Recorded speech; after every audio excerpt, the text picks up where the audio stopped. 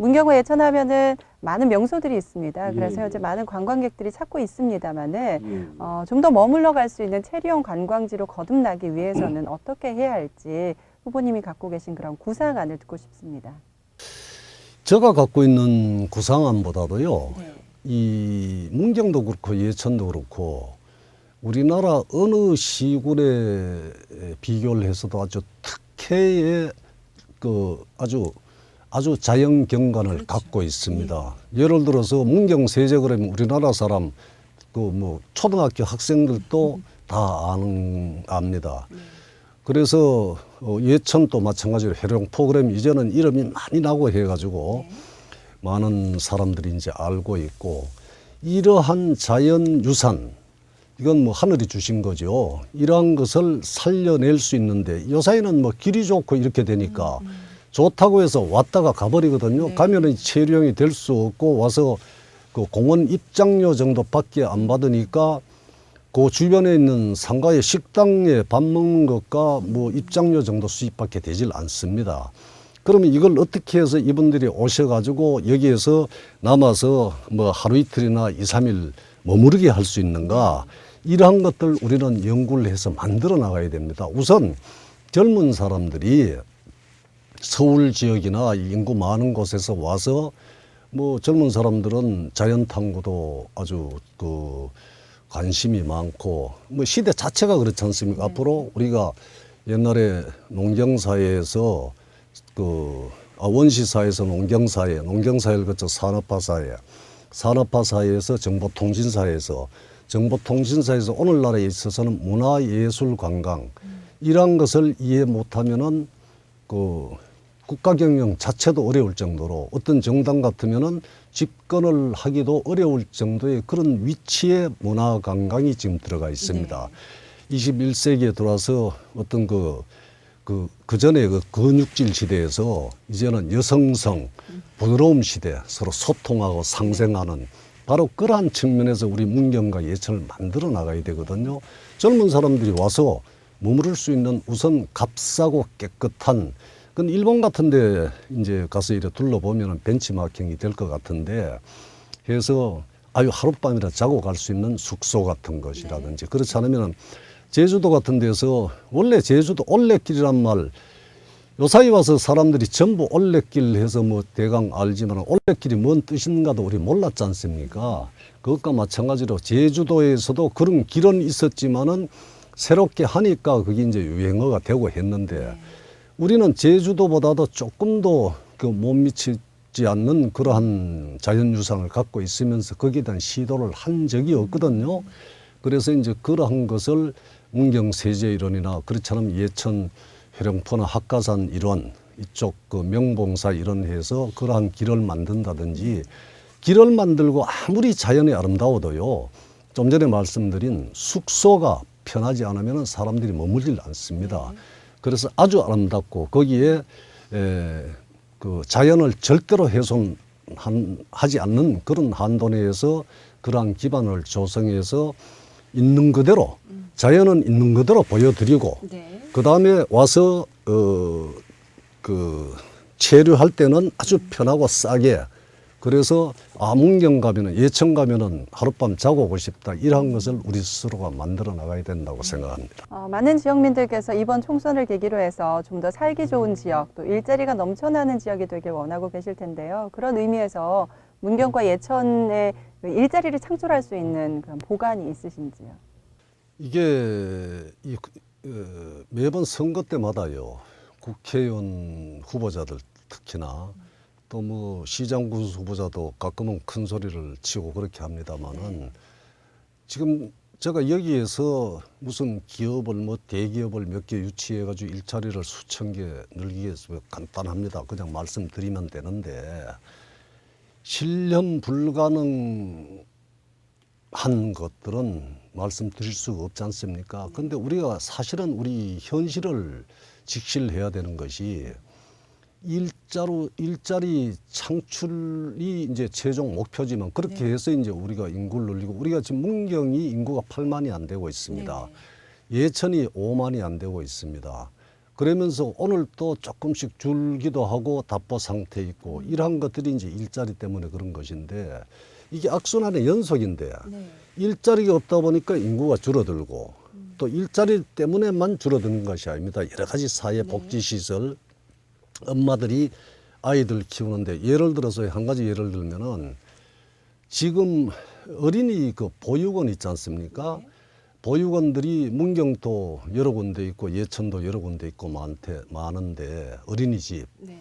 어린이집 선생님들이 인건비가 한 달에 작게는 100만 원, 많게는 130만 원입니다. 네. 다시 말씀드리면은 우리한테 국가적으로도 이건 매우 중요한 일인데 네.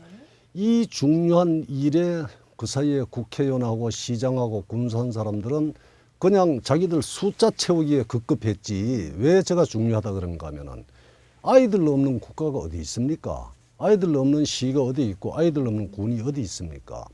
그런데 한 달에 100만 원 주고 시간은 애들 아침부터 저녁까지 돌보게 하고 그러면은 전문 인력이 공부할 시간이 어디 있습니까? 100만 원 받고. 이러한 그리고 아무런 혜택이 없어요. 그러니까 젊은 엄마들이 아이들을 편하게 맡길 수 있는 곳으로 가게 됩니다. 네. 가면은 인구가 줄어듭니다. 그래서 거기서부터 이제 시작이 되면은 너무나 복잡하고 많은 것들을 필요로 한데 그래서 일자리 창출에 있어서는 그 실제적으로 근상 기업이 들어왔을 때 기업이 이제 많은 기업체를 고용을 시킬 수 있는 많은 사람을 고용시킬 수 있는 기업체가 왔을 때 이러한 사람들이 기업체가 일자리 창출의 문제가 아니라 네. 그 인력을 확보할 수 있는 사람이 없습니다. 네. 그게 이제 악순환의 연속이 그 고리라고 제가 이제 그 말씀을 드린 바로 이제 그것인데 그래서 일자리 창출은 기업체는요 당연히 유치해야 되죠. 어떤 뭐 어디에 농공단지를 만들고 어디에 뭐 예천 신월에 농공단지를 만들고 점촌 산양에 농공단지를 만들어서 공장을 한 개 한 개 들어오고 거기에 실제로 방문을 해보면은요 일하는 사람들이 그렇다고 해가지고 문경 시민 예천 군민들이 몽땅 다 취업을 하고 있는 것도 아닙니다. 네. 아니지만은 거기에서 일하는 분들에 있어서는 숫자가 아주 제한적이거든요. 그래서 그러한 측면에 있어서는 우선은 급한 것은 현재 네. 대기업들 무슨 IT 업체라든지 우리나라 산업의 적대 앞으로 바이오 업체라든지 여러 가지 업체를 저도 지금 계속 구상 중에 있고 대기업하고 협의도 이제 제가 그렇지 않습니까? 문경 시민 예천 군민이 저를 많이 도와주시고 그러면 당선이 될 거라고 저는 참 고맙게도 될 거라고 생각하면서 이런 생각을 하고 상의도 하고 있습니다. 저는 지난 20년간 비록 크진 않지만은 제조업체를 직접 운영한 CEO 출신입니다. 네. 그래서 해외 생활도 오랫동안 했고 기업체 생리를 너무나 잘 알고 이익이 수반하지 않는 기업체는 다시 말씀드리면 이익을 내지 않는 기업체는 일반 범죄와 같다고 기업 경영자들은 생각합니다. 그래서 우리 지역의 문경에 예천에 기업체를 유치해서 이러한 이익을 제시를 하겠다. 네. 그게 이제 갖겠다. 그런 확신을 그 기업체 운영자들이 이사에서 가져야 되거든요. 네. 그런 측면에서 제가 지금 계속 협의를 하고 있고요. 그 전에 지금 우리나라가 이제 그 근로시간 측면에서 보면은 노동시간이 법정으로 1년에 평균 노동시간은 2,193시간입니다. 네. 다른 OECD 즉 선진국 다른 우리도 회원국입니다만은 OECD 국가의 평균치보다 공교롭게 사자가 그런데 444시간 그렇게 444시간이 2010년 기준입니다. 이게 11년간 아직 통계가 안 나왔는데 더 많습니다. 이 숫자를 그 평균치 444시간 이 숫자를 급여는 같게 하고 줄이면은 사람이 더 필요할 거 아닙니까? 네. 이 필요한 분만큼 사람들이 더 고용이 되게 한다 이거죠. 고용이 되게 하면 우선은 아마 우리 문경 예천 지역에 있는 기업체나 그렇지 않으면은 뭐 이런 필요에 한 그 인력 수급 그 상황에서 봤을 때 10% 이상 고용이 된다고 저는 생각합니다. 네. 그래서 이제 그러한 측면 그걸 지속적으로 추진하면서 그다음에 이제 대기업이라든지 아까 말씀드린 대로 그런 그 우리 지역의 경제를 혁신할 수 있는 활성화시킬 수 있는 기업체를 지금 이 자리에서 제가 공약 사항을 다 말씀드리면 또 다른 분들이 할지 모르지 않습니까? 그래서 그거는 발표를 하지 않고요. 계속 업체들과 협의 중인데 아마 굉장한 성과가 있을 거라고 저는 생각합니다. 네, 잘 들었습니다. 예. 마지막 질문 드릴 텐데요. 아마 선거 때마다 쟁점이 되는 부분이 아닐까 싶습니다. 예, 예. 기초단체장과 기초의원에 대한 정당 공천제에 대해서 후보님께서는 어떻게 생각하시는지요? 저는 그 평소에 제가 사실 이 정치에 비록 대학교에서 정치학에 대한 교수 즉 강의는 했지만은 실물 정치에 그 발을 들여놓은 것은 4년 전부터입니다. 그때부터 이 가깝게 이래 보면서 아 우리나라 이 패거리 어떤 그 보스 정치라 그럽니까 패거리 정치라 그럽니까 네. 어떤 일인이 한 사람이 독선적으로 그 어떤 사람들을 부리는 네. 그러한 것들에 많이 익숙해져 있는 것 같아요. 그리고 부림을 당하는 사람도 당연히 그 귀속되는 걸로 생각을 하고 이래서 어떤 그런 자율성이 훼손되는 거죠 스스로에. 뭐 시의원이다, 군의원이다, 시장이다, 군수다 자율성이 이 결과적으로 이래 되거든요. 국회의원은 바깥 살림을 하고 이제 집안으로 치면은 시장 군수는 안 살림을 하게 되거든요. 이렇게 살림을 하면서 시장 군수는 알뜰살뜰 그 안에서 필요한 것들을 적재적소에 인사라든지 재정이라든지 이렇게 하고 국회의원은 거기에 필요한 것들 그 지역에 필요한 것들 문경시에 필요한 거 예천군에 필요한 것들을 중앙에서 열심히 혼자 힘으로 안 되면 또 출향이들도 계시고 뭐 여러분들 있지 않습니까? 네. 그래서 시장님과 군수님과 손잡고 이렇게 해가지고 해나가는 건데 이게 이제 이런 것을 이런 방송에 이런 표현을 써서 되는지 모르겠습니다만은 지금까지 봤을 때는 국회의원들이 너무 폼을 잡으려고 그래요. 와서 뒤에 쫙 끊으리고 그냥 이렇게 잡으려고 하다가 보니까 공천권을 놓질 않습니다.